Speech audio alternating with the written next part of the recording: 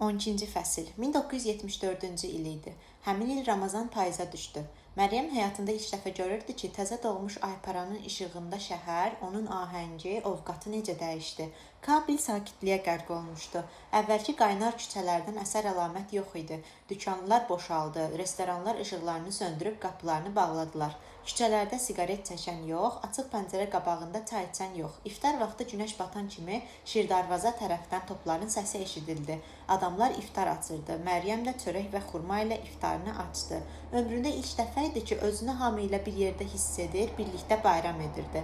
Rəşid cəmi 5-6 gün oruç tutdu. Oruç tutduğu günlərdə evə gələndə heç əhvalı olmurdu. Aclıq onu əsəbi, dözülməz etmişdi. Hər şeyə hisslənirdi. Bir gün Məryəm yeməyi biraz gec hazırlamışdı. Rəşid çörəyi götürüb göyərti ilə yeməyə başladı. Amma düyünü, quzu ətini və bamiyə vurduğu kurmanı süfrəyə qoyandan sonra da əri ona əl vurmadı. Heç nə demir, səbzi ilə çörəyi çeynəyirdi. Elə acıqlı idi, elə bil arvadını heç görmürdü. Məryəm onu dindirəndə Rəşid ona baxdı, amma nəzərləri uzaqlara dikilmişdi. Ramazan ayı qurtaranda Məryəm dərindən köks ötürdü. Xatırladı ki, öz daxmalarında Ramazan bayramı günlərində Cəlil onlara baş çəkirdi. Kostyum geyinir, qalstuk taxır, Eid əl-Fitr bəxşişləri gətirirdi. Bir dəfə Məryəmə yun yaylıq almışdı. Cəlil onlarla oturub üçlükdə çay içir, sonra da üzr istəyib gedirdi. Çayı keçirib o taydan onlara əl eləyən kimi Nana dodağı altda deyinirdi. Getdi əsl ailəsi ilə Ramazan bayramını qeyd etməyə. Bayramda Molla Feyzullah da onlara dəyirdi. O Məryəmə zəhərli kağıza bükülmüş konfet, bir zəmbil qaynanmış rəngli yumurta, peçeniya gətirirdi. O gedəndən sonra Məryəm söyüd ağaclarından birinə çıxır, onun gətirdiyi konfetləri yeyir, kağızlarını yerə atırdı. Zəhərli kağızlar ağacın dövrəsində gümüş çiçəklər kimi səpələnirdi. Konfetlər qurtaran kimi Məryəm peçenyelərə girişirdi. Sonra karandaşla yumurtalar üzərində adam sifətləri çəkirdi. Amma bu onu az sevindirirdi. Bayramlar Məryəmi qorxudurdu. Bayramlar da adamlar ən yaxşı paltarlarını geyinir, qonaq gedirdilər. O Heratı xatırlayır, bayramlaşan, sevinib gülən, qucaqlaşan, bir-birini təbrik edən insanları yadına salırdı. Bax onda təkliyi, yalqızlığı onu incidir, uşaq qəlbini intihasız qüssə bürüyürdü. Bayram günləri qurtarandan sonra biraz rahat olurdu. Bu il ilk dəfə idi ki, Məryəm uşaqlıqda xəyal etdiyi Ramazan bayramını həyatda görürdü. Rəşidlə birlikdə şəhərə çıxdılar. Heç vaxt bu qədər sevinib gülən adamı bir yerdə görməmişdi. Hava biraz soyuq olsa da cəmaət evlərindən çıxıb dəstə-dəstə yaxınları, qohumları ilə bayramlaşmağa gedirdi. Küçədə adamlar içində Məryəm Fəribəni gördü. Kostyum geymiş oğlu Nur da yanında idi. Fəribə ağ şərf bağlamışdı. Yanında cüssəsiz, utancaq, eynəkli bir kişi vardı. Böyük oğlu da yanlarındaydı. Xatırladı ki, çörəkxananın yanında Fəribə onun adını gərək ki, Əhməd demişdi. Əhmədin çuxura düşmüş dərin, kədərli gözləri vardı.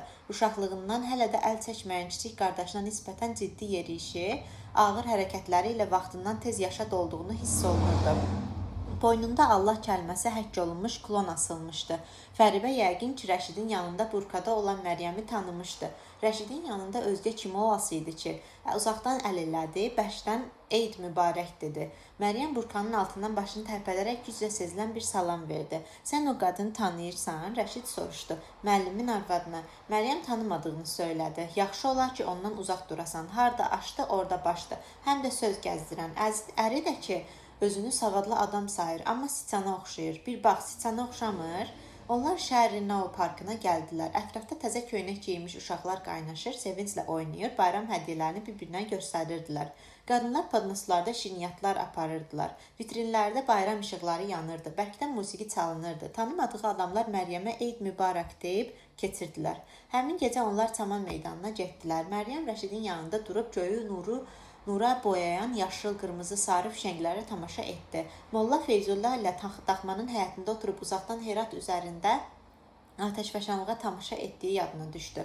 Bu saat o xeyirxah qocanı elə görmək istəyirdi ki, qüssədən qəlbi sıxıldı. Xüsusən Nana üçün lap ürəyi parçalandı. Kəş anası sağ olaydı. Onun bu gününü görəydi. Görəydi ki, gözəllik və məsudluq bəzən hamıya qismət olur. Hətta onun kimi, anası kimi məzlumlara da. Ramazan bayramında onlara qonaqlar gəldi. Yalnız kişilərdir, Rəşidin dostları. Qapı döyüləndə Məryəm bilirdi ki, o yuxarı mərtəbəyə öz otağına getməlidir. Kişilər aşağıda Rəşidlə çay içir, siqaret çəkir, danışır. danışırdılar. Rəşid ona demişdi ki, qonaqlar gedənə qədər otağından çıxmasın. Məryəm etiraz etməmişdi. Doğrusu bu onun da xoşuna gəlmişdi. Demək, Rəşid onların bircə həyatını müqəddəs hesab edirdi. Əri onun ləyaqətini, namusunu qoruyurdu. Ona görə necə qiymət verirdi. Ramazan bayramının 3-cü günü Rəşid özü də dostlarına qonaq getdi. Məryəmin mədəsi ağrıyırdı. Bütün gecəni əziyyət çəkdi, su qaynatdı, hil qatılmış yaşıl çay içdi. Qonaq otağında hər şey tökülüb arada qalmışdı. Ramazan bayramına gəlmiş qonaqlardan sonra qalan səssizlik, səliqəsizlik, çevrilmiş fincanlar, topa-topa tırtlanmış balqabaq tumu, çişli boşqablar. Məryəm evi yığışdırmağa başladı. Ona qəribə gəlirdi. Kişilər niyə belə tənbəl və səliqəsiz olur? Heç Rəşidin otağına getmək fikri yox idi. Amma yer-yığış onu əvvəlcə pillələrə çıxartdı. Sonra dəhlizə, oradan da Rəşidin qapısının ağzına gətirdi. Bir də gördü ki, Rəşidin çarpayısının yanındadır. İlk dəfə idi ki, ərinin otağına gəlirdi.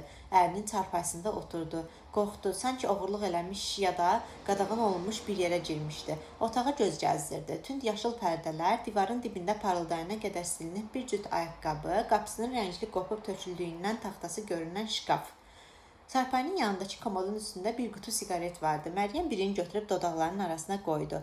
Oval güzgünün qabağına keçib tüstünü ciyərlərinə çəkirmiş kimi nəfəsini çəkdi. Sonra güyəki külünü boşaltdı. Sonra da siqareti qaytarıb qutuya qoydu. Sən heç vaxt qabil qadınları kimi siqaret çəkməyi öyrənə bilməzsən. Özünə ələ salma, qız düşündü. Nahaq elədiyini bilsə də Məryəm komodun üst siyirməsini çəkdi. Orada ağac dəstəkli, qısa lüləli, qara bir tapanca gördü. Tapancanı götürməmişdən qabaq onun hansı vəziyyətdə qoyulduğunu yadda saxlamağa çalışdı. Götürüb əlində o üz bu üzə çevirdi. Ağır imiş dəstəyi ovucunda yaxşı qalırdı. Amma lüləsi elə soyuq idi ki, təsəvvür də eləməzdi ki, Rəşid evdə silah saxlasın. Bir şeyin ki məqsədi adam öldürmək olar, amma yəqin ki, elə onların təhlükəsizliyi üçün lazım idi bu. Məryəmin təhlükəsizliyi üçün lazım idi. Tapancanın altında bir neçə köhnə, vərəqləri əzilmiş jurnal vardı. Məryəm birini açdı. Bu nədir? İçində nəsə qırıldı, ağzı açıla qaldı. Jurnal gözəl qadınların çılpaq şəkilləri ilə dolu idi.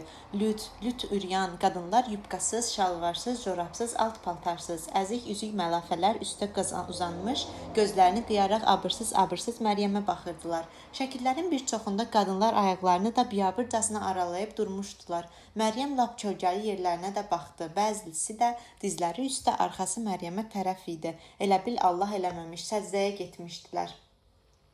Çiyinləri üstdən yorğun və məmnun baxışlarla Məryəmə baxırdılar. Məryəm cəld jurnalı götürdüyü yerə qoydu. Onun başı fırlanırdı. Bu qadınlar kim idi? Niyə bu cür pozalarda şəkillərini çəkdirməyə razı olmuşdular? Ürəyi bulandı.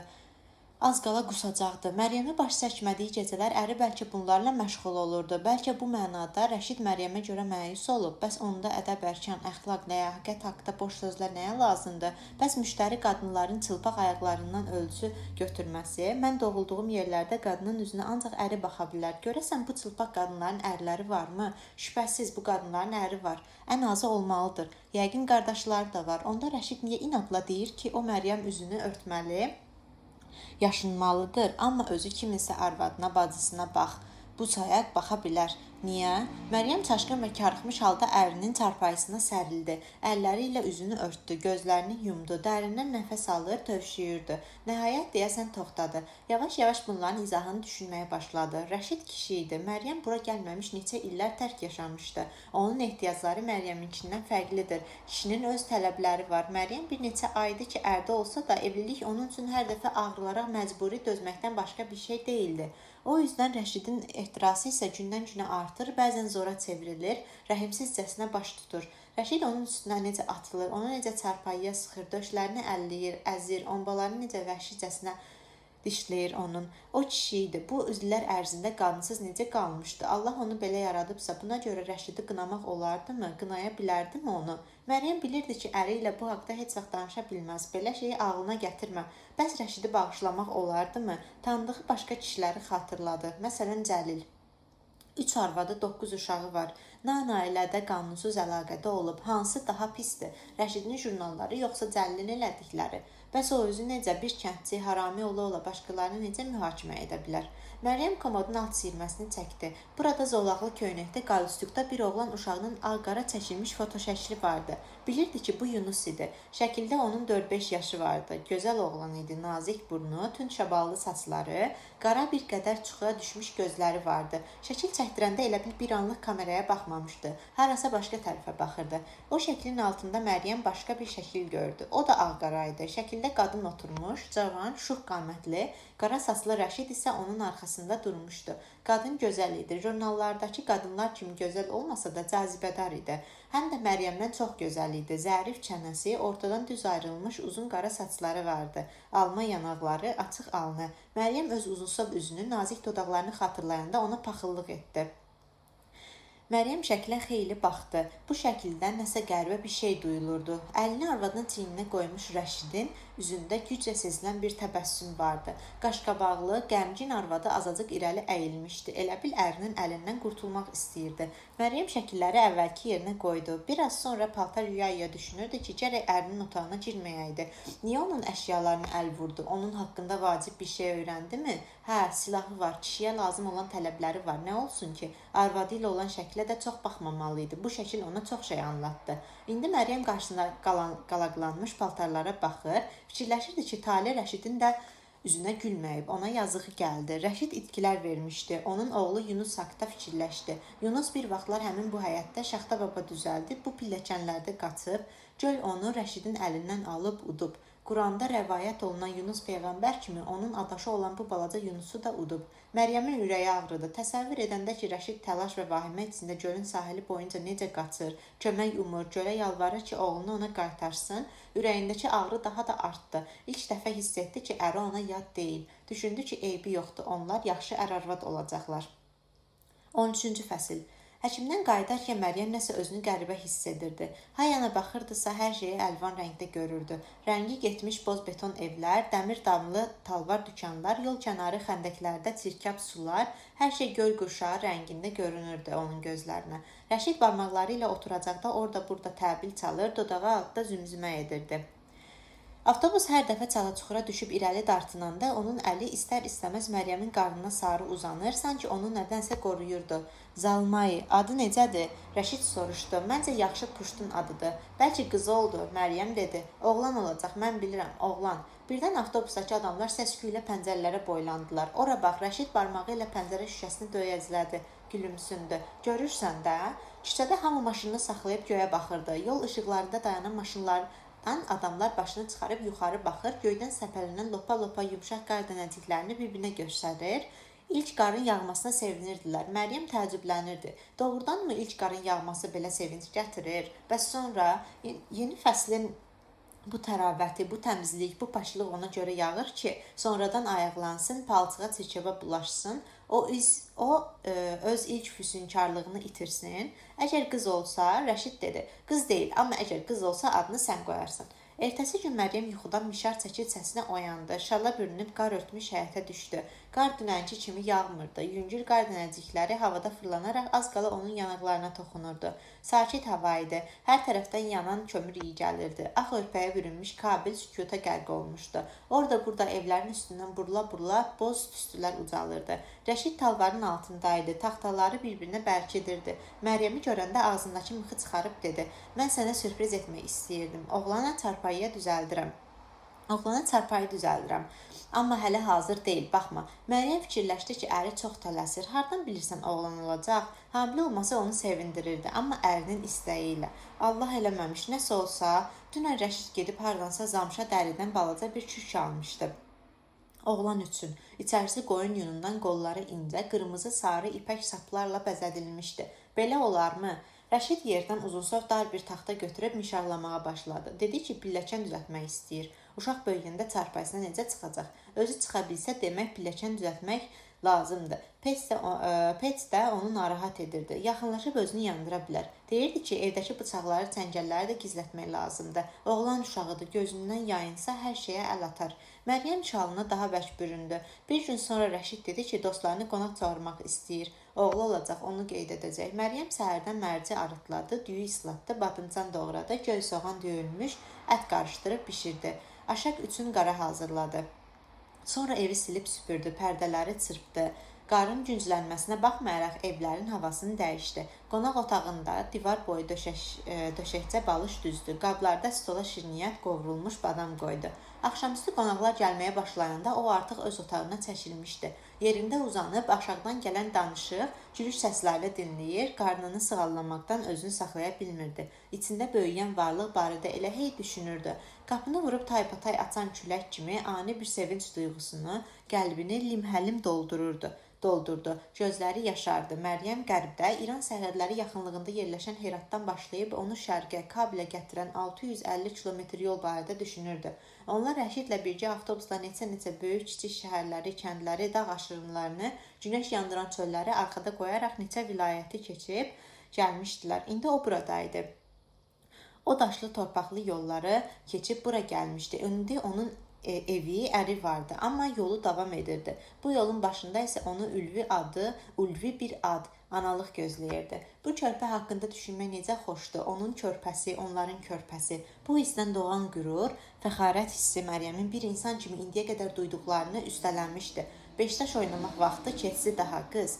Aşağıda kimsə nağaranı taqqıldadır, köçləyirdi. Sonra kimsə boğazını arıtladı, mahnıya uyğun avaz eşidildi. Sonra fit səsi, çəpik səsləri gəldi. Məryəm qarnını sığalladı. Hələ barmaq boydadı. Həkim demişdi, mən ana olacam. Düşündü, öz-özünə güldü. Dönə-dönə ləzzətlə təkrarladı bu sözləri. Körpəsini düşünəndə elə bil ürəyi böyüyürdü. Qəlbi sevinclə döyünür. Bu hissi duyduqca içkilərini, tənhalığını, keçmiş həqarətini unudurdu. Onu buraya Allah gətirib. O bunu indi dərk etdi. Molla Feyzullahın Qurandan tez-tez təkrar etdiyi bu ayəni xatırladı. Şərqdə, qərbdə Allahındır. Hansı tərəfə üst tutsanız Allah oradadır. İbadət xalçasını sərib namaz qıldı. Namazın axırında əllərini açıb dua etdi. Allah bu xoş günləri onlara çox görməsin, şəfqətini ondan əsirgəməsin. Hardansa Rəşidin ağlına gəldi ki, Məryəmi hamama göndərsin. Əvvəllər Məryəm heç vaxt hamamda olmamışdı, amma Rəşid dedi ki, hamamın isti suyundan çıxıb təmiz hava alırsan, hiss edirsən ki, adamın dərisi necə ləzzətlə nəfəs alır, buğlanır. Qadın hamamında tünlü idi. Qadınlar buxar içində güclə sezilirdilər. Buxar içindən də hərdən kiminsə ombası ağarır, kiminsə çiyini görünürdü. Cavan qızların ciyildisi, yaşlı qadınların deyinməsi, su şırıltısı hamamın divarlarında əks səda verir. Qadınlar orada burada bellərini sürtür, saçlarını sabunlayırdılar. Məryəm uzaq bir küncdə oturub süngər daşı ilə dabanlarını sürtürdü. Buxar onun ətrafındakılardan gizlədirdi. Birdən ayaqları arasından qan axdığını gördü, çığırdı.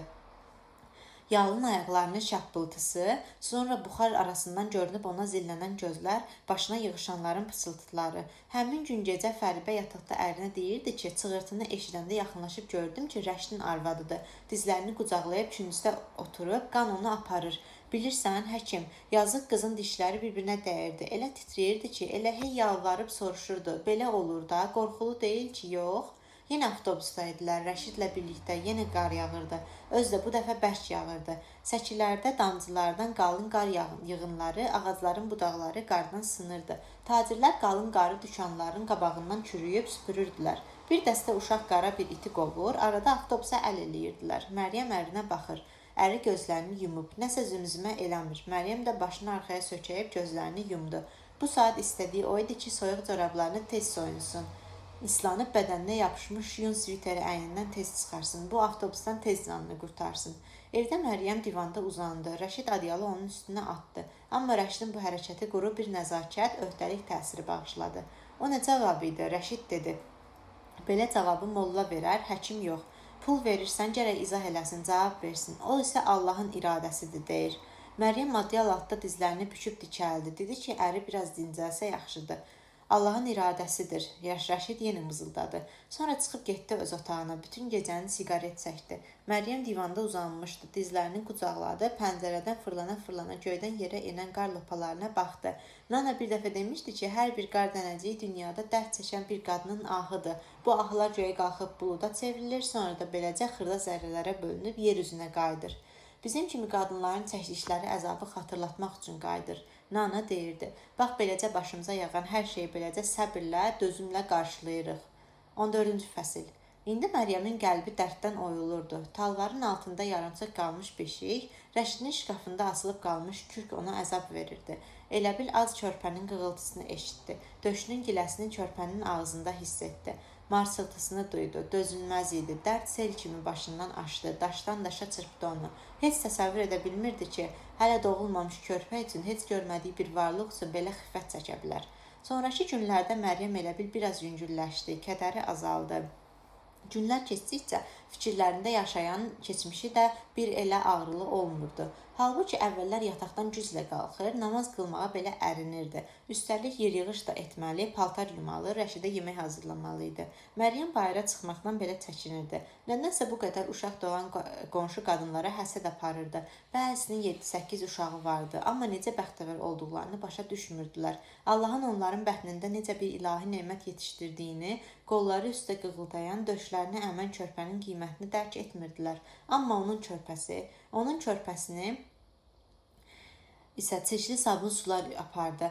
Oğlanlarının şıltaqlığından, qızlarının tənbəlliyindən şikayət edən anaları başa düşmür, qarasına deyinirdi onların. İçindəki bir səs onu xoş niyyətlə sakitləşdirir, bundan təsəlli tapırdı. İnşallah yenə uşaqların olacaq, hələ cavansan, hər şey qabaqdadır. Amma Məryəmin çəkdiyi bu azların səbəbi aydın idi, məlum idi. Dünyaya gəlməmiş körpəsini itirdiyi üçün özünə yer tapmırdı. Necə xoşbəxt idi. Bir neçə günlüyə olsa da hərdən ondan elə gəlirdi ki, o Allahın mərhəmətinə layiq deyil. Bu ananın qarşısında işlədiyi günaha görə yaradanın cəzasıdır ona. Axı elə bil Məryəm özü kəndiri anasının boynuna keçirmişdi. Anasına xəyanət edən qız ana ola bilməz. Bu Allahın hökmüdür. Gecələr dəhşətli yuxular görürdü. Nananın cinlərini otağa soxulur, caynaqları ilə onun bətnindən körpəsini çıxarıb aparırdılar. Nana isə razılıqla gülür, qəhqəhə çəkirdi.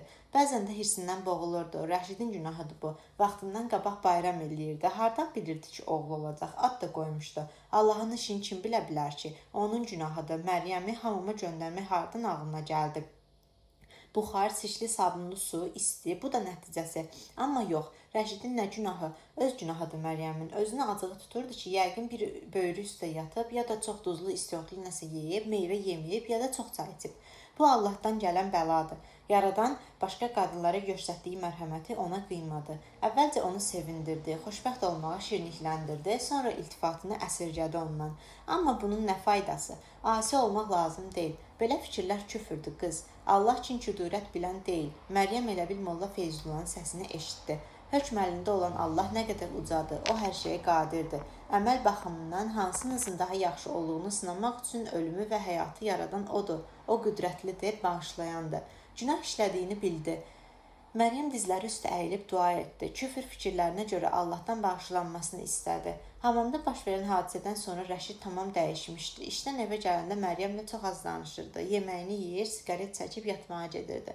Hərdən lap gecə yar gəlib onunla yatır, çox çobudluqla istədiyini edir, çıxıb gedirdi. Boş şeylər üstə hisslənir, əsəbləşirdi. Gah deyirdi yemək dadsızdır, gah deyirdi həyat baca zibil içindədir, gah da evdəki kiçik bir səliqəsizliyə görə qəzəblənirdi. Əvvəllər olduğu kimi cümə günləri onlar Kabilə gəzməyə çıxırdılar. Amma Rəşid dinib danışmır, səssizcə qabaqda gedir, tez-tez yeriyirdi. Məryəm ona güclə çatırdı. Rəşidin qaşqabağı açılmırdı. Məryəmə hədiyyələr almır, əvvəllər olduğu kimi görməli yerlər haqqında danışmırdı. Məryəm nəsə soruşanda daha hisslənirdi. Bir dəfə gecə onlar qonaq otağında oturub radioda verilən mahnıya qulaq asırdılar. Qışın sonları idi. Soyuq, üzü gözü donduran qarlı havalar ötüb keçmişdi. Ağacların budaqlarında orada-burada ilişib qalmış son qar əriyib damcılanırdı. 1-2 həftə də keçəcək, ağaclar tumurzaqlanacaqdı. Rəşid mahnının ahənginə uyğun ayağı ilə yerdən nağara çalır, gözlərini qıyıb siqaretin tüstüsünə baxırdı. Mənə acığın tutur, Məryəm dedi. Rəşid dinmədi. Radioda oxunan mahnı bitdi, xəbərlər başladı. Diktor qadın deyirdi ki, Davud xan Kremlin narazılığına baxmayaraq Sovet müşavirlərinin daha bir dəstəsini ölkədən çıxarmışdır. Mən narahatam ki, sən mənə görə acıqlısan. Rəşid köksünü ötürdü. Elədir? Rəşid nəhayət baxışlarını dolandırıb Məryəmə baxdı. Niyə sənə hisslənməliyəm ki? Nə bilim, körpəmiz əldən gedəndən bəri elə bil, sən məni nə hesab eləyirsən? Sənin üçün bu qədər elədiklərindən sonra ağlıma belə bir şey gəlməz. Onda məni rahat burax. Bağışla, Rəşid. Bebaxş, üzr istəyirəm. Rəşid əlindəki siqareti söndürüb başqasını yandırdı. Radionun səsini artırdı. Mən elə hey fikirləşirəm. Radionun səsindən əri onun dediyini eşitməz deyə Məryəm bərkdən dedi. Rəşid bu dəfə hirslə köks ötürdü, radionun səsini azaltdı, narazı alnını ovuşdurdu. İndi nə? Fikirləşirəm ki, bəlkə bir dəfn düzəldək, əsl dəfn olsun. Uşağı necə lazımdır dəfn edək, Yasin ilə dua ilə. Məryəm bu haqda çoxdan düşünürdü. Ola bilməz ki, o körpə tamam yaddan çıxsın, adətləri arxa çevirmək olmaz. Nəyə lazımdır? Bu nə axmaq fikirdir. Bəlkə biraz yüngülləşdim. Onda özün elə. Rəşid az qala bağırdı. Mən artıq bir oğlumu dəfn etmişəm. İkincini də dəfn etmək istəmirəm. İndi isə etiraz etmirsənsə qoy radioya qulaq asım. O radionun səsini yenidən qaldırdı. Arxaya söykənib gözlərini yumdu. Sonra günlərin birində səhər Məryəm həyətdə bir çala qazdı. Rəşidin aldığı kürkü bastırdı. Bismillahirrahmanirrahim. La ilahə illallah Muhammedən Rəsulullah. Məryəm bu sözləri deyərək Rəşidin aldığı dəri kürkü çalaya atdı. Üstünü torpaqladı. Sən gecəni gündüzə qatır, gündüzü də gecəyə qatırsan. Ölüdən diri çıxarır, diridən isə ölü çıxarırsan. Sən istədiyin kəsə hesabsız ruzi verirsən. Belin ağzı ilə kiçik torpaq qalağını hamarlayıb yanında yerə çöməldi. İlahi, mənə mərhəmət göstər. Allah mənə ruzi ver. 15-ci fəsil. Aprel 1978. 17 aprel 1978-ci il. Məryəmin 19 yaşı tamam olur, elə həmin gün Mirəkibər Xeybər adlı bir kişinin meyti tapılıb. 2 gün sonra Kabildə böyük bir nümayiş keçirildi. Çöldə bayırda hamı bundan danışırdı. Məryəm pəncərədən görürdü ki, qonşular əl-qol hərəkətləri ilə necə danışır, həyəcanla söhbət edir, tranzistor radionu qulaqlarına yapışdırıb hər sözü eşitməyə çalışırlar. Qonşuları hamilə Fəribə əllərini şişman qarnına qoyub evlərinin yanında Məryəmin tanımadığı bir qadınla söhbət edir. Saçlarını qəribə şəkildə bənövşəyə rənglənmiş qadın Fəribədən yaşlı idi. Qadın kiçik bir oğlanın əlindən tutmuşdu. Məryəm oğlanın adını eşitdi. Qadın onu Tariq deyə səslədi.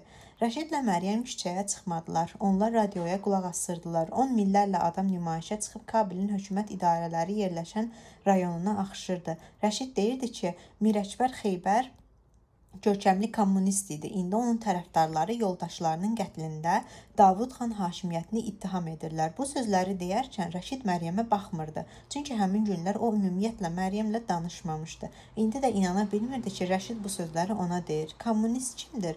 Məryəm soruşdu. Rəşid fısıldadı, qaşlarını təəccüblə dartdı. Bilmirsən kommunist kimdir? Belə sadə bir şeyi, hər kəs bilir bunu. Bu hamıya məlumdur, səndən başqa. Kommunist o adamdır ki, Karl Marksistə inanır. Karl Marksist kimdir? Rəşid köksünü ötürdü. Radioda diktor qadın deyirdi ki, Əfqanistan Demokratik Partiyası xalq fraksiyasının rəhbəri təraki nümayişçilər qarşısında çıxış edir, onları ruhlandırır. Mən demək istəyirdim ki, onlar nə istəyirlər? Məryəm dedi. Bu kommunistlər nəyə inanırlar? Rəşid rişxəndlə güldü, başını buladı. Məryəmin mənasını başa düşmədiyi tərzdə əllərini bir-birinə vurdu. Nəzərlərini dolandırıb ona baxdı. Sən heç nə bilmirsən, hə? Uşaq kimisən, başın tamam boşdur, heç nə yoxdur içində. Soruşmaq istəyirdim ki, Çupko, mumla. Məryəm sustu. Rəşidin bu çobudluqlarına, tikanlı sözlərinə, təhqirinə dözmək çətin idi. Amma Məryəm buna adət etmişdi. Ərinin gözündə o heç adam deyildi. Evin pişiyi kimi bir şeydi. 4 illik evlilikdən sonra Məryəm aydın görürdü ki, qadın qorxanda necə əzablara dözməli olur. Məryəm də qorxurdu. Rəşid tez özündən çıxan əsəbi adam idi. Hər an dalaşmağa bəndi idi. Dərhal şillə yumruğu işə sala bilərdi. Bəzən hirsi soyandan sonra üzr istəyirdi. Bəzən isə bu heç yadına da düşmürdü. Hamamdakı hadisədən ötən 4 il ərzində onun ümidləri 6 dəfə doğrula bilərdi. Amma hər dəfə bu ümidin üstündən xətt çəkilirdi. Bu itkilər həkimin yanına hər gediş Məryəmə daha böyük sarsıntı gətirirdi. Hər dəfə də əri ondan biraz da uzaqlaşır, daha qəzəbli olurdu. Nə edirdisə ərini razı sala bilmirdi. Evi tərtəmiz, səliqəli, ərinin köynəkləri həmişə yuyulmuş olurdu. Onun xoşladığı yeməkləri bişirirdi. İşə bax ki, bir dəfə tuş pomada, ənlik, kirşan alıb bəzənmişdi. Amma əri evə gələndə ona elə iyrənc nəzərlə baxdı ki, Məryəm başını götürüb hamam otağına qaçdı. Üz gözünü ciddi cəhdlə yudu, ənlik kirşanı sabunlu suya, göz yaşlarına qarışdı. Ərinin evə qayıdan vaxtı Məryəm tir-tir əsirdi. Həyət qapısının cəftəsinin səsini eşidər-eşitməz canına üşütmə düşürdü. Yatağında uzansa da nəfəsini içinə çəkib onun ayaq səsinə qulaq asırdı. Bax, odur, qapı açıldı. Dabanlarının taqqıltısı, ayaqqabılarını soyunandan sonra yalın ayaqlarının dabanlarının taqqıltısını, ayaqqabılarını soyunandan sonra yalın ayaqlarının küt tapıltısı gəlirdi. Sonra eşitdiyi səslərdən onun nə etdiyini müəyyənləşdirməyə çalışırdı. Stul cırıltısı, boşqaba dəyən qaşıq cinciltisi, vərəqlənən qəzetin xışıltısı, açılan suyun şırıltısı. Ürəyi sək-səkətə idi. Görəsən bu gün nəyi bəhanə edib üstünə cumacaq? Həmişə nəsə tapılırdı. Lap kiçik bir şey onu hövsələdən çıxarırdı, hirsləndirirdi. Məryəm nə etsə də ərinin istək və tələblərini yerinə yetirməyə necə çalışsa da onu razı sala bilmirdi. O Rəşidin oğlunu qaytara bilməzdi. Rəşidin arvadı kimi ərinin övlad ümidlərini də doğrultmamışdı. Özü də 7 dəfə. İndi isə Məryəm onun boynunda ağır bir yükdür. Ərinin baxışlarından hiss edirdi bunu. İndi nə olacaq? Məryəm bir dəfə dedi. Rəşid ona çəpəki bir nəzər saldı. Ahmı çəkdi, yoxsa inildədi, bilmək olmadı. Radionu söndürüb ayağa qalxdı. Radionu götürüb yuxarı öz otağına getdi, qapını örtdü. Aprelin 27-sində eşidilən qəfil atışma səsləri, insan kütləsinin qışqırtıları sanki Məryəmin sualına cavab oldu. O ayaqyalın aşağı, qonaq otağına olan Rəşidin yanına qaçdı. Rəşid artıq oyanmış, saçları dağınıq, alt paltarında pəncərənin yanında durmuşdu. Əllərini pəncərə şüşəsinə dayayıb baxırdı. Məryəm onun yanında dayandı. Şəhərin üzərindən hərbi təyyarələr gürültü ilə uçub şimala şərqə tərəf getdilər. Birazdan uzaqlarda partlayış səsləri gəldi, göyə tüstü sütunları qalxdı. Rəşid, nə baş verir? Məryəm sək-səkə ilə soruşdu. Bütün bunlar nədir? Allah bilir, Rəşid mızıldandı. Radionun düyməsini burdu, amma boş cığıltıdan başqa bir şey eşitmədi. Bəs biz neynəməliyik? Gözləməliyik. Rəşid hirslə dedi. Həmin gün xeyli uzandı. Rəşid elə hey radionu qurdalayırdı. Məryəm isə düyülüb ispanaq sosu bişirdi. Yadına saldı ki, əvvəllər Rəşidə yemək hazırlayanda çox sevinirdi. Bu ona zövq verirdi. İndi əri ən çox yemək üstündə özündən çıxırdı. Kurma həmişə duzlu olur, ya da əti yapışmır, ovulurdu. Rəşid isə bunu xoşlamırdı. Düyü gah çox yağlı, gah da quru olurdu. Çörək gah yaxşı bişmir, gah da ağızda xırsıldayırdı. Rəşidin hər şeydən nöqsan axtarması Məryəmi çaşbaş salmışdı. Yəqin əlimdən gəlmir deyə düşünürdü. Məryəm yemək boşqabını ərinə gətirəndə radioda milli himn çalınırdı. Səbzi bişirmişəm, o dedi. Qoy ora, danışma. Himn bitəndən sonra bir kişi səsi eşidildi. Danışan özünü təqdim etdi. Hərbi hava qüvvələrinin polkovniki Əbül Qədir. Polkovnik deyirdi ki, bir gün əvvəl qiyamçı 4-cü tank diviziyası aeroportu, şəhərin əsas magistral yollarını, Kabil radiosunu, rabitə xarici və daxili işlər nazirliklərinin binalarını tutmuşdular. Kabil indi xalqın əlindədir. Polkovnik fəxrlə deyirdi. Qiyamçı miqlər prezident sarayına hücum edirlər. Tanklar artıq sarayın həyətindədir. Qızğın döyüşlər gedir. Davud xanın tərəfdarları təslim olub. Axırıncı sözləri polkovnik inamla deyirdi. Bir neçə gün sonra kommunistlər Davud xan rejimi ilə əlaqəsi olanları kütləvi şəkildə güllələməyə başlayanda Poli Çərxi həbsxanasında məhbuslara verilən dəhşətli işgəncə və onların gözlərinin çıxarılması haqqında şayiələr yayılanda Məryəm eşidəcəkdi ki, prezident sarayında da qırğın baş vermişdi. Davud xan öldürülmüş, ondan əvvəl isə ailəsinin 20 nəfər, o cümlədən qadın və uşaq onun gözü qabağında qətlə yetirilmişdi. Əvvəlcə deyirdilər ki, Davud xan özünü öldürüb, sonra deyirdilər ki, qızğın döyüşlərin birində vurulub, sonra da deyirdilər ki, yox, ailəsini gözləri qarşısına güllələyəndən sonra onu da qətlə yetiriblər. Rəşid radionun səsini artırıb, sonra qulağını lap yapışdırdı ona. Əbdülqədir deyirdi, Silahlı Qüvvələrin İnqilab Şurası yaradılmışdı. İndi ölkəmiz Əfqanistan Demokratik Respublikası adlanacaqdır. Əziz həmvətənlər, aristokratların qohumbazlığın, bərabərsizliyin dövranı keçdi. Biz 10 illik istibdada son qoymuşuq. Hakimiyyət indi kütlələrin və azadlıq sevərlərin əlindədir. Biz Ölkəmizin tarixində yeni, şərəfli bir dövrün astanasındayıq. Yeni Əfqanistan doğulmaqdadır. Əziz əfqanlar, heç nədən qorxmaq lazım deyil. Yeni hakimiyyət İslam və demokratiya prinsiplərini dönmədən müdafiə edəcəkdir. Sizi sevinç dolu, təntənəli gələcək gözləyir. Rəşid radionu söndürdü. Bu yaxşıdır ya pis? Məryəm soruşdu. Onların sözlərinə görə varlılar üçün pisdir. Rəşid dedi. Bizim üçün o qədər də yox. Məryəm Cəlil haqqında fikirləşdi. Doğrudanmı kommunistlər onu axtarıb tapacaqlar? Özünü də, oğlanlarını da həbs edəcəklər, əmlakını əlindən alacaqlar. İstidir, Rəşid düyü boşqabını işarə ilə soruşdu. Qazandan indisə götürmüşəm, onda ver yeyim. Rəşid mızıldandı. Gecənin qaranlığı orada-burada səsi eşidilən qəfil partlayışların sarı-qırmızı işığında diksinirdi. Fəribə diş sərkələrini dayaq vermişdi. Üz-gözü tər içində idi. Saçları tərdən islanmış, üzünə yapışmışdı. Üst dodağında tər damcıları cillələnmişdi. Çarpayısının yanında durmuş qoca mama çavəcmə, əri və oğlu yeni doğulmuş çağadan gözlərini çəkmirdilər. Onun sarışın saçları, qızıl gül ləçəyinə bənzər çəhrayı yanaqları, büzülmüş kopmuş dodaqları, nazik göz qapaqları altında yaşlı çalan gözləri baxanları valeh etmişdi. Yeni doğulmuş çağa qız idi. Onlar çağanın əvvəlcə pişik miyoltusunu xatırladan ağlamaq səsini eşidərək bir-birinə baxıb gülümsədilər. Sonra körpə bütün boğazı ilə ağlamağa başladı. Ailənin ən dindar üzvü Əhməd körpə bacısının qulağına dua oxudu. 3 dəfə üzünə pilədi. Leyla olsun adı, hə? Qızını qucağında yelləyən həkim dedi. Olsun, taqətdən düşmüş Fəribə gücrə dedi, gülümsədi. Gecə gözəli, yaraşan addı. Rəşid düyüdən bürmələyib ağzına qoydu, çeynəməyə çalışdı. Sonra dodaqlarını büzüşdürüb ağzındakı düyünü süfrəyə tüpürdü. Nə oldu? Məryəm təşvişlə soruşdu. Üzrxahlıq ifadə edən səsindən zəhləsi getdi. Hiss etdi ki, nəbzi sürətlə vurur, canına vicvicə düşdü. Nə oldu? Əri hiddətlə təkrar etdi. O olub ki, yenə istədiyini eləmisən. Mən onu həmişəkindən də çox qaynatmışam. Yalan deməyə cürət də eləyirsən, and olsun. Rəşid barmaqlarını silkələyib düyünü təmizlədi. Hirslə boşqabı geri itələdi. İspanaqlı düyü səpələndi. Özü də qapını çırpıb güllə kimi bayıra cumdu. Məryəm dizlərini yerə qoyub dağılmış düyləri yığmağa başladı, amma əlləri titrəyirdi. Qorxu canını almışdı. Ürəyi bu saat köksündən çıxacaqdı. Dərindən nəfəs aldı ki, özünə gəlsin. Gözləri dolmuşdu. Qonaq otağının tutqun pəncərəsində zavallı əksini gördü. Sonra eşitdi ki, evin qapısı açıldı və birazdan Rəşid qonaq otağına qayıtdı. Bura gəl görüm, o dedi və Məryəmin əlini tutub açdı. Gətirdiyi bir ovuc xırda daşı onun əlinə tökdü. Bunları ağzına sal. Nə? Bunları ağzına qoy. Bəsdir, Rəşid, əri güclü əlləri ilə Məryəmin çənəsindən tutdu, dişlərini aralayıb soyuq xırda daşları onun ağzına bastı. Məryəm müqavimət göstərdi, Rəşidin əlindən qurtulmağa çalışırdı.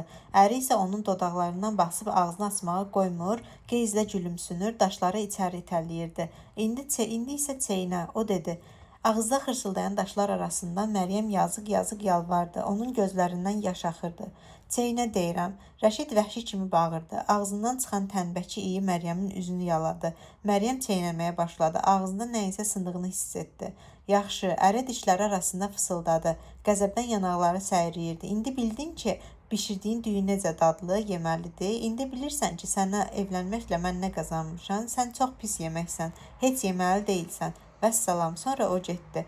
Məryəm xeyli vaxt ağzındakıları təmizlədi. Qana bulaşmış daşlar onun sınmış iki dişi də vardı.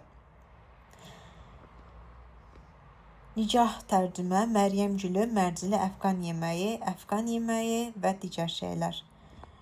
İkinci hissə. Kabil, 1987-ci ilin baharı. 9 yaşlı Leyla hər səhər olduğu kimi yatağından qalxdı. Qalxan kimi də gözləri dostu Tariqi axtardı. Amma bilirdi ki, bu səhər Tariqi görməyəcək.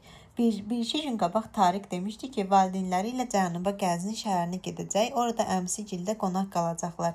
Neçə günlüyə gedirsiniz? O Tariqdən soruşdu. 13 gün. 13 gün? Qorxma, vaxt tez keçəcək. Qaşqabağını niyə tökdün, Leyla? Mən qaşqabaq tökdüm, heç vaxt. Deyəsən ağlamaq istəyirsən, hə? Onu kim dedi? Sənə görə elə bu qalmışdı. Sonra da əli ilə Tariqin baldırını, əsl ayağını, protezini yox, şappıldatdı. Tariq isə zarafatla onun boynunun ardından yavaşca şapalaqladı. 13 gün, az qala 2 həftə, cəmi 5 gün keçmişdi. Leyla indi vaxt haqqında bir həqiqəti aydınlaşdırmışdı özü üçün. Vaxt saxıla, uzana bilər. Tariqin atası puştu mahnılarını çalanda akordeonu sıxılıb açılan kimi hər şey Tariqin burada olub olmamağının asılıdır. Aşağıda səsküy vardı. Ata-anasının sözləri yenə çəp gəlmişdi. Həmişəki kimi anası hirslənir, qışqırır, özünə yer tapmır, ora-bura valgəl edir. Babi oturaraq qoyun kimi başını aşağı salıb təəccüblə başını tərpədir, tufanın ötüb keçməsini gözləyir. Leyla qapını açıb örtdü, amma onsuz da onların səsini eşidirdi. Ananın səsi gəlirdi. Nəhayət qapı çırpıldı. Anasının çarpayısı cırıldadı. Görünür, Babi bu dəfə də salamat qurtardı. Leyla, o çağırdı. Deyəsən mən işə gecikirəm. Bu dəqiqə. Leyla ayaqqablarını geyinib gözünün qabağında sarışın saçlarını çiyinlərinə qədər darayır. Anası həmişə deyirdi ki, saçlarının rəngi onu anasından keçib. Sırıq kirpikləri, yaşla çalan gözləri, çökəyi olan iri alma yanaqları Xüsusən biraz qabağa çıxan alt dodağı eynən anasınınki idi. Ona da öz nənəsindən, Leylanın ulu nənəsindən keçmişdi. O çox gözəl olub, lap pəri kimi, anası deyərdi. Bu vadidə hələ belə gözəl olmayıb. İndi də 2 nəsil ötəndən sonra onun gözəlliyi görünür, sənə keçib Leyla.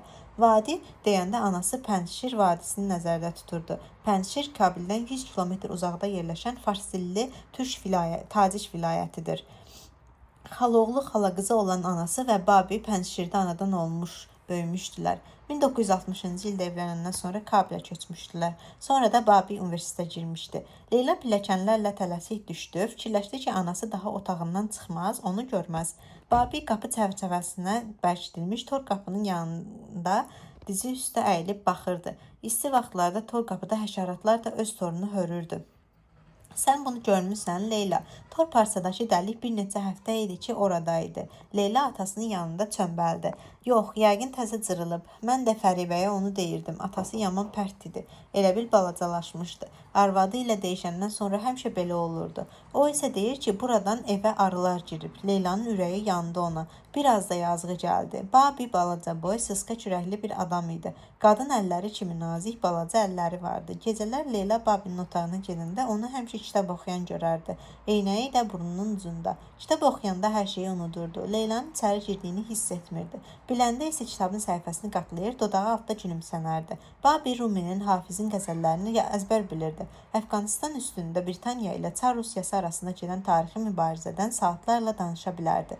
Bilirdi ki, stalaktitlə stalagmitin fərqi nədir? Deyirdi ki, yerlə günəş arasındakı məsafə Kabillə Qəzni arasındakı məsafəni milyon yarım dəfə o baş bu başa getmək qədərdir. Amma Leyla mürəbbə bankasını açmaq istəyəndə utansa da gərək anasına deyəydi.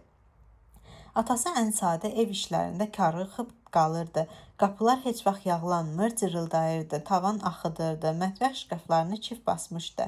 Anası deyirdi ki, 1980-ci ildə qardaşı Nurla Sovetlərə qarşı cihada yola düşməzdən qabaq evdə kişi işlərini həmişə Əhməd eləyirdi. Amma əgər bir kitabı təcili oxumaq lazımdırsa, onda hakimi axtar, anası deyərdi. Amma hər halda Leyla hiss edirdi ki, bir vaxt hələ də Əhmədlə Nur Sovetlərə qarşı vuruşmağa yola düşməzdən əvvəl, yəni Babi oğlanlarına müharibəyə getməyə icazə verməzdən əvvəl, anası özü ilə onun biliyinə, məlumatlılığına heyran olmuşdu. Onun huşsuzluğu və məişət işlərində şərifsizliyi bu heyranlığı biraz da artırmışdı. Bu gün neçə gün keçir? Atası utancaq bir təbəssümlə soruşdu. 5 yoxsa 6? Mən nə bilim, günləri saymıram. Leyla yalanını dedi və çiyinlərini çəkdi. Amma bunu xatırladığı üçün ürəyi yaman qızdı atasına. Yoxsa ki, anasının vecinə deyildi. Tarix hardadır, haraya gedib. Eybi yox. Bugün sabah bir də görərsən ki, pəncərədə fənərinin işığı göründü. Babi dedi. O, Leylanın Tariklə gecələr fənər işığı ilə siqnallaşdığını nəzərdə tuturdu. Onlar bu oyunu o qədər oynamışdılar ki, lap yatmazdan qabaq düş yumaq kimi vərdiş etmişdilər buna. Babi barmağını torun deşiyindən içəri saldı. Gərək tikin vaxtım olsa, indi isə getməliyik, atası dedi. Sonra səsini qaldırıb çiyini üstdən dedi.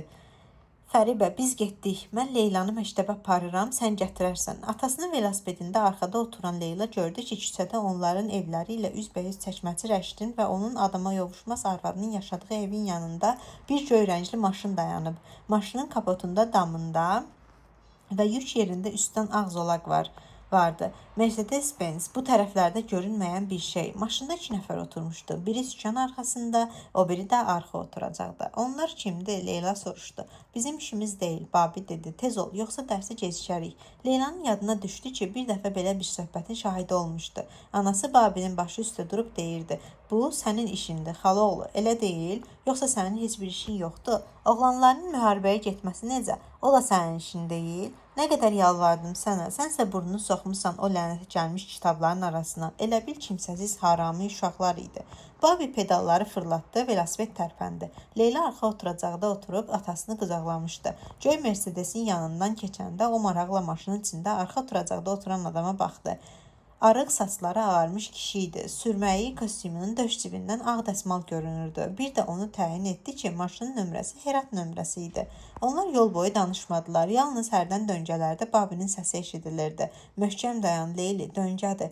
Məktəbdə Leylanın fikri yaman dağınıq idi. Bir tərəfdən Tariqin olmamağı, o biri tərəfdən ata-anasının bir-biri ilə qovğası fikirlərini pərən-pərən salmışdı. Ona görə də müəllim ondan Rumıniyanın və Kubanın paytaxtlarının adını soruşanda Leyla çaşıb qaldı. Müəllimin adı Şanzay idi. Şagirdlər öz aralarında ona xala rəngməal, rəngsaz xala deyirdilər. O qaydanı pozmuş şagirdi gah əlinin içi, gah da arxası ilə şillələyir, sonra da əlini rəng fırçası kimi onun üzünə çəkirdi. Sanki rəng yaxırdı. Xala rəngməal cavan idi. Sıx qaşları, qabarıq, sərt üzgizgiləri vardı. Elə ilk dərsində fəxrlə uşaqlara demişdi ki, o Xost vilayətindən olan kasıb bir kəndlinin qızıdır. Həmişə dik dayanır, göyümtül qara saçlarını səliqə ilə yığıb arxada bağlayırdı. Zinət əşyaları, ənlik kirşan ona yad idi. Hicab bağlamırdı, məktəbli qızlara da bunu qadağan edirdi. Deyirdi ki, qadınla kişi bərabərdir. Əgər kişilər örtülmürsə, qadınlar niyə yaşınmalıdır? Onun nəzərində Sovet İttifaqı dünyada ən yaxşı ölkə idi. Bir də Əfqanistan. Sovetlər Birliyi fəhlə kəndli ölkəsidir. Burada hamı bərabərdir. Hamı bir-birinə dost, qardaşdır. Amerikada isə cinayətkarlıq çoxdur. Adamlar evlərindən çıxmağa qorxurlar. Deyirdi ki, Əfqanistanda da hər şey yaxşı olacaq. Qoy bu tərəqqi düşmənlərinin, bu banditlərin axırına çıxaq. Ona görə də bizim Sovet yoldaşlarımız bizə köməyə gəlib, yardım əli uzadıblar bu vəhşilərin kökünü kəsmək üçün. Bunlar istəyirlər ki, ölkəmiz geridə qalsın. Biz buna imkan verməyəcəyik. Amma uşaqlar, siz də bu işə kömək etməlisiniz. Biz sizə arxayın oluruq. Qiyamçılar haqqında nə bilsəniz bizə xəbər verin. Eşidən kimi, bilən kimi xəbər verin. Hətta ata-ananız, əmiləriniz, xalalarınız da olsa, vətənimiz sizi onlardan daha çox sevir. Yadda saxlayın ki, vətən həmişə birinci yerdə durmalıdır. Mən sizinlə fəxr edəcəyəm. Bütün Əfqanistan sizinlə fəxr edəcək. Rəngməyal xalanın stolunun arxasında divarda Sovet İttifaqının Əfqanistanın xəritələri asılmışdı. Onların da yanında prezident Nəcibullahın portreti. Babi deyirdi ki, Nəcibulla bir vaxt məxfi polisin başçısı olub. Divarda bir neçə fotoşəkillər də vardı. Bu vaxtlarda Sovet əskərləri Əfqan kəndliləri ilə gülə-gülə əl tutur, görüşür, alma ağacları əkir, ev tikirdilər. Yaxşı, Rəngməyal xalanın səsi eşidildi. Görəsən bizim gənc inqilabi qızımız hansı xəyallara dalıb? İnqilabi qız Leylaya deyirdilər. O 1978-ci ilin aprel çevrilişi gecəsi anadan olmuşdu. Uşaqlardan kimsə çevriliş sözünü işlətsəydi, Rəngməyal xala o saat hirslənər, deyərdi ki, bu inqilabdır, zəhmətkeşlərin bərabərsizliyə qarşı üsyanıdır. Cihad deməyə də qoymurdu. Onun sözlərinə görə bu müharibə də deyildi. Əyalətlərdə xarici təhrikçilərə uyan 5-6 ara qarışdıran var. Onlarla atışma gedir. Üstəgəl onun yanında heç kim cürət edib yayılan şayiələr təkrar edə bilməzdi ki, güya 8-lik müharibədən sonra Sovetlər məğlub olur. Xüsusən indi Sovet vertolyotlarını vurmaq üçün Prezident Reygan mücahidlərə Stinger raketləri verməyə başladığı zaman dünyanın hər yerində müsəlmanlar, Misirlilər, Pakistanlılar, hətta Səudi Ərəbistanlılarının varlıları Əfqanistandakı cihada qoşulub vuruşurdular. Buxarest, Havana, Leyla nəhayət dedi. Bu ölkələr bizə dostdur, ya yox? Bəli, müəllim sahib. Onlar bizə dost ölkələrdir. Müəllimə razılıqla başını tərpətdi. Dərs qurtaranda məlum oldu ki, anası Leylanın dalınca gəlməyib. Birinci dəfə deyildi ki, yadından çıxarırdı. Odur ki, Leyla Giti və Həsinə adlı yoldaşları ilə evə yola düşdü. Giti çəlimsiz, ağrıq bir qız idi. Saçlarından iki hörük körüb, başının arxasında rezinlə bağlanmışdı. Həmişə acıqlı idi, kitablarını qalxan kimi sinəsinə sıxırdı. Həsinə 12 yaşında idi. Leyladan Gitidən 3 yaş böyük idi. Bir il bir sinifdə qalmışdı, 2 ildə bir sinifdə. Təhsildə axsamağını Həsinə nadincliyi və dilli dilavərliyi ilə örtbasdır edirdi. Rəngməyal xala ləqəbini də müəlliməyə də o qoşmuşdu. Bu gün Həsinə xoşa gəlməyən adaxıllardan canını necə qurtarmaq haqqında danışırdı. Etibarlı, sınanmış metodlu qızlar, vallah düz deyirəm. Söz tapdım da danışmağa, mən hələ balacayam, adaxılını nə edirəm? Giti dedi, sənin haram balacadır, hələ mənə heç kim evlənmə təklif etməyib. Bu ona görədir ki, sənin saqqalın çıxır, əzizim. Yazıq Giti neynəsin, tez əlini çənəsinə atdı, təşvişlə Leylaya baxdı. Gitinin yumor hissi heç yoxdur, Leyla bunu bilirdi, onu arxayınlaşdırmaq üçün başını buladı. Yəni ki, inanma. Yaxşı, əziz xanımlar, bilmək istəyirsiniz ya yox, de gəlsin. Bunun üçün lobya lazımdır, özdə 4 banka. Elə ki axşam bu qoca heyvərə sənə elçi gəldi, onda amma vaxtında tələsmək də olmaz, gecikmək də. Çay verəndə işə başlamaq lazımdır. Bax onda artilleriya guruldayacaq. Mən bunu yadda saxlayaram. Leyla irişdi. O da yaddan çıxarmaz bunu. Leyla deyə bilərdi ki, onun belə məsləhətlərə ehtiyacı yoxdur. Çünki Babi onu tezliklə ərə verməyə hazırlaşmırdı. Atası Kabilin silo çörək zavodunda qızmar sobaların istisində maşın gürültüsü altında işləsə də, onun universitet təhsili vardı. Kommunistlər gələnə qədər məktəbdə dərs deyirdi. 1978-ci il çevrilişindən sonra, Sovet işğalından il yarım sonra onu işdən çıxartdılar. Babi deyirdi ki, onun həyatda iki məqsədi var. Qızın təhlükəsizliyi və ona təhsil vermək. Mən bilirəm ki, sən hələ çox cavansan, amma bunu sənə indidən deməliyəm ki, yadda saxlayasan. Ərə getmək gözləyə bilər, təhsil yox. Çox dərrakəli, qabiliyyətli qızsan. Doğru deyirəm, Leyla. Hansı sənəti istəsən öyrənə bilərsən. Mən səni yaxşı tanıyıram. Onu da bilirəm ki, müharibə qurtarandan sonra bilirsən Əfqanistana necə lazım olacaqsan, kişilərdən də çox lazım olacaqsan. Çünki Leyla, qadın təhsili görməyən cəmiyyət heç bir uğur qazana bilməz. Heç nə əldə edə bilməz. Amma Leyla Həsnəyə demədi ki, Babi belə sözlər deyib ona. Demədi ki, atasına görə çox xoşbəxtdir. Onunla necə fəxr edir. Özü də onun kimi təhsilini davam etdirmək istəyir. Son 2 ildə Leyla tərifnamələr almışdı. Belə tərifnamələr ən yaxşı şagirdə verilirdi. Leyla bunların heç birini Həsnəyə demədi. Həsnənin atası taksi şoförü idi. Qaşqabaqlı, əsəbi bir kişi idi. Yəqin ki, uzağı 1-2 ildən sonra ərə verəcəkdi onu. Çox nadir hallarda ciddi danışan Həsinə bir dəfə Leylaya demişdi ki, onun taleyi artıq həll olunub. Onu özündən 20 yaş böyük xalası oğluna ərə verəcəklər. Onun Lahorda yaxşı maşın dükanı var. Cəmi 2 dəfə görmüşəm onu. Yemək yeyəndə ağzı heç bağlanmır deyirdi. Bildiniz də qızlar, lobya. Həsinə yenə dedi. Yaddan çıxarmayın, əlbəttə əgər mümkün olsa, deyib bic-bic güldü və dirsəyi ilə Leylanı dümsüklədi. Bir gün cavan, gözəl, tayqıt şəhzadə sənin qapını döyəcək. Onda Leyla onun dirsəyini kənara itələdi. Kimsə belə bir sözü Tarık haqqında desəydi, yəqin inciyərdi. Amma Həsinə pis niyyətlə demirdi. Adətə üzrə ələ salır, sataşırdı. Rişxənd etmədiyi adam qalmırdı. Özünü də ələ salırdı bəzən. Adamları belə ələ salmaq olmaz. Giti hirsləndi. Hansı adamları? Müharibədə şikəst olan adamları. Həsinənin oyunundan xəbərsiz sadəlöv Giti dedi. Deyəsən Molla Giti Tariqi sevir axı.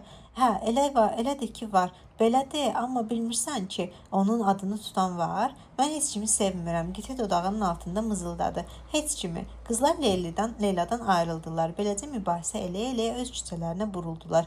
Leyla sonuncu 2-3 evin arası ilə öz evlərinə tərəf addımladı. Göy Mercedes yenə oradaydı. Rəşidgilin evinin yanında. Sürməyi kostyumda olan yaşlı kişi indi maşının yanında dayanmış, əlindəki ağaca söykənib evə baxırdı. Bu zaman arxadan Leylanı çağırdılar.